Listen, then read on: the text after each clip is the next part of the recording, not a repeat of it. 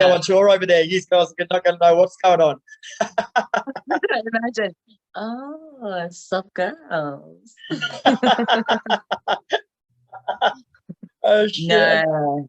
You're also part way through the Don't Give a Damn tour 2022. So how different has it been touring in the post-COVID world for you?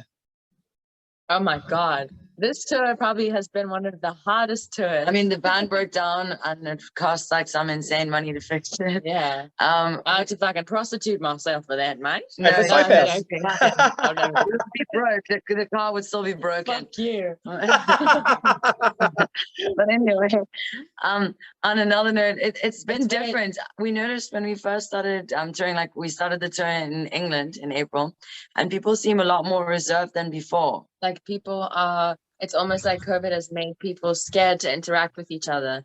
And We noticed a lot more sexism. I mean, I'm a complete naturist, and I will always say this: it doesn't matter about the bottom half. We're not equal, men and women. It's different. So I get people not being comfortable with that, but toplessness nipples on nipples, man. and whether it's a man or woman, if I was a guy, I would be doing the same thing. So it's ridiculous that you say this equality when a woman is sexualized to the point that her being topless is literally more threatening than a Someone gun. taking guns out. Yeah. It's insane. So what we say is, It seems like because maybe, I don't know if it's because people have been sitting at home and like talking to themselves on the computer or something, but it seems more sexist. Like normally I felt very comfortable to take off my top, or like being topless wasn't even a thing. But I noticed at some places I get like a feeling where I'm gonna have to fight for this now. And before it wasn't a thing. Before it was just okay. and also now I think people are sometimes wary to go out because they don't know if it's going to get cancelled or But the energy I will say has been insane. I think especially in Europe, people have really like let go. Yeah. They love it. It's a lot harder in many ways too, because people, they are still a little bit unsure, I think. Yeah, depending where you go. Yeah.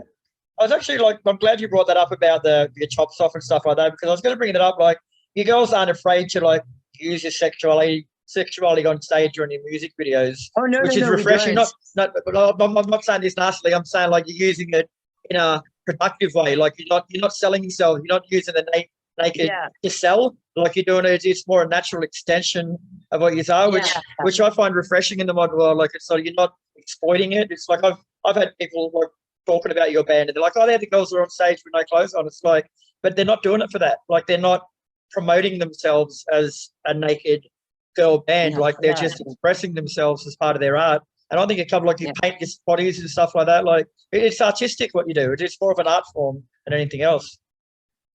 Yeah, well, thank you. But yeah, that's the thing. So many times in society, women are, again, look, own your sexuality, like fucking go for it. But I personally am a demisexual, so I don't associate, like, I don't look at people like, yeah, I want to go fucking do him. Like, I don't look at people like that. And for me, toplessness, it's just natural. However, if we were on poles and we were doing like really obscene things, which I see people do, but they're wearing a bit more clothes than us, and they're not playing instruments, then somehow that's fine.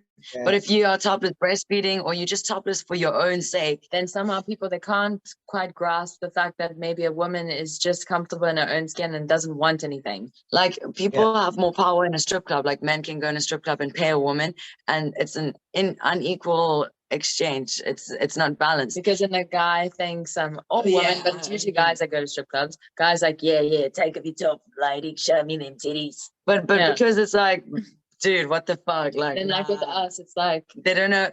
First, people are like, whoa. After a few minutes, you get over it. Yeah. Really. Yeah, trust me, my tits aren't that great. They're like, quite small. But it's not even that. It's like, it's so irrelevant to the whole thing. And then for once, people were able to see a topless woman in a completely non-sexual way. That's why we always like to try and get people to, the whole crowd, to take off their tops. Like our drummer normally will not wear a top. And the funny thing is that no one even notices that. And they never ask him afterwards, oh, how come you took your top off on the stage? Exactly. But they'll ask you, and then you're like, what the fuck, man? Yeah. This wasn't actually a question, but it just popped in my head. But have you ever got your nipples caught in your guitar strings? Nipples caught You in ever the got your guitar nipples strings. caught in your No, guitar we strings? don't have hang nipples. No. Well, you know, like you do your things with your guitar and shit. Like it would happen. That'd fucking hurt. That would hurt. I've smashed my bass into my head before a few times. I've smashed into ceilings accidentally. But no. The one pair of chaps that I wear sometimes, it gives me a rash on my crotch, and that looks bad. Classy. Well, that's behind closed doors. You do whatever you want. You and the baboons. So I know we spoke about this before, but as part of the tour, you're going over to Japan and over that way. So are you going to come and visit us in Australia? Like, you could talk like us, you look like us. Fuck yes. Come and join us.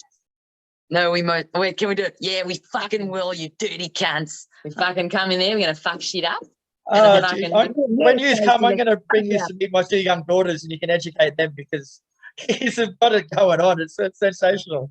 Do you know the funny thing is we played in France a few days ago and at like 3 of the shows kids got up on the stage. It was so sweet. They were little kids and then we were like, come on stage, and then they were like rocking out. But you know what the cool thing is? That just highlights there is nothing inherently sexual about not wearing a lot of clothes. It's how kids don't even notice. They don't notice. Perception. And if I did feel that the show was sexual, I would say please no kids. Get the kids away immediately. But the only not dodgy thing I would say is maybe we swear a lot, but what I always say is if your kid understands the swear words and recognizes them, that's your fault as a parent, not mine.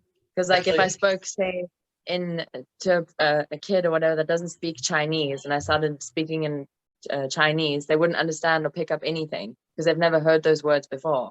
All right, ladies, well, thanks for joining us tonight. It's been an absolute pleasure getting to know you and keep in contact because I'll do my best to help get you out of here. It'd be good to catch up and have a beer and let you teach my kids how to swear.